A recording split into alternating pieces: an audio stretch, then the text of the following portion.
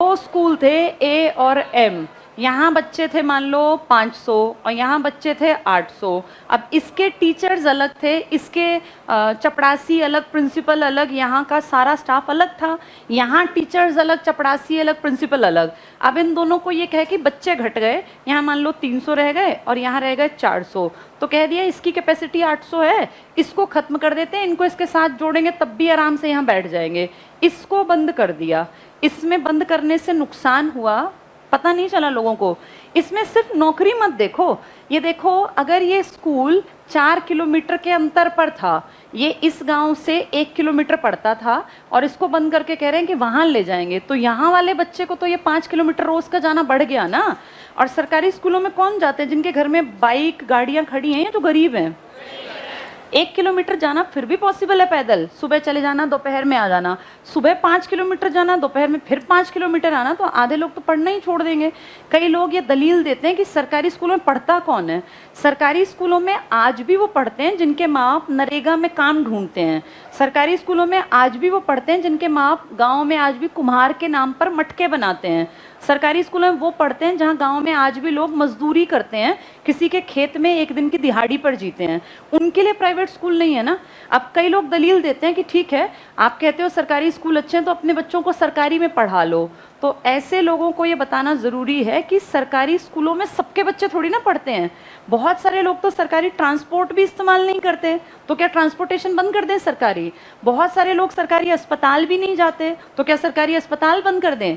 जैसे ये कहना कि सरकारी स्कूल में जाता कौन है, ये वही कह सकता है जो नहीं जा रहा। जो जा रहा है ना बेचारा, जिसका हक मारा जा रहा है, उसको तो ये अकल ही नहीं है कि मैं अपने लिए आवाज़ उठाऊं, क्योंकि इन स्कूलों में जाने वाले इतने कमज़ोर तबके के हैं कि इनकी बात को कोई सुनेगा ही नहीं। ये दिक्कत हम जैसों को होनी चाहिए जिनको दिख रहा है। मैं तो किसी सरकारी स्कूल में खुद नहीं पढ़ी, मेरे बच्चे भी नहीं जाते, मैं तो सरकारी ट्रांसपोर्ट भी इस्तेमाल नहीं करती। लेकिन अगर हम पढ़े लिखे लोग भी इसके खिलाफ नहीं बोल सकते, तो फिर तो ये उनका सीधा नुकसान है जो बहुत ज़्यादा गरीब लोग हैं। उनके हक के लिए बात कौन करेगा? और ऐसा आज नहीं है, तुम देखो इतिहास उठा के पढ़ो। जब ये अशोक और ये पुराने राजा थे, हर्षवर्धन थे, तो अपनी कमाई का एक बड़ा हिस्सा ये उस टाइम पर भी गुरुकुल में और इन सब में दान दिया करते थे। तब भी लोगों के टैक्स के पैसे से राजा लोगों की भलाई का काम करता था। तो स्कूल जो खुले हुए हैं, अगर नए ना खोलें तो कम से कम पुरानों को मेंटेन तो रहने दें। जितने भी बच्चे जाते हैं उनका रास्ता क्यों बंद कर रहे हैं? ये बहुत ज़्यादा गलत है। और जिनके साथ ये किया जा रहा है उनको समझ नहीं है। अगर घर में किसी एक के साथ गलत होता हो तो ये बड़ों की जिम्मेदारी है ना, उसको टोकें, उसको रोके।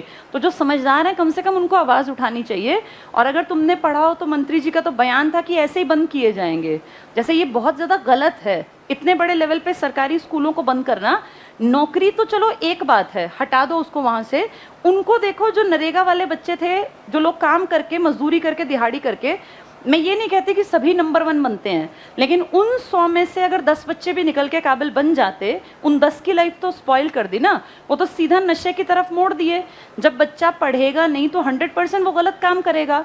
हर बच्चे के अंदर ना एनर्जी का बहुत ज़्यादा बड़ा सोर्स होता है। बच्चों को कहा जाता है ऊर्जा का पुंज है वो। अगर उस एनर्जी को तुम पढ़ाई में लगाओ, रोज लिखने का काम, पढ़ने का काम, लर्न करने का काम, तो उसका दिन कितना बढ़िया यूटिलाइज हो गया। अब वो 5 किलोमीटर जाने के चक्कर में घर से निकलेगा, रास्ते में कहीं तफरी मारेगा, जाएगा ही नहीं स्कूल में, कौन देखने जाएगा? 1 किलोमीटर में तो चलो माँ बाप भी एक आधी बार गलती में ही से ही संभाल लेते थे। अब 5 किलोमीटर दूर, 7 किलोमीटर दूर तो जाएंगे ही नहीं माँ बाप भी, एक तरह से पढ़ाई से काट देंगे। ये गलत है और इसका विरोध बड़े लेवल पे करना चाहिए, जो कि अभी फिलहाल लोगों की समझ में नहीं आ रहा। और ये बातें लोग बस यूँ करते हैं कि कौन जाता है सरकारी स्कूल में। हम लोग नहीं जाते, पर बहुत लोग जाते हैं। और तुम में से बहुत सारे, परिमल सर खुद भी सरकारी स्कूल से ही पढ़े हैं, बहुत बच्चे तुम में से हैं, तुम में से बड़ा क्राउड सरकारी से ना पढ़ के आया होगा।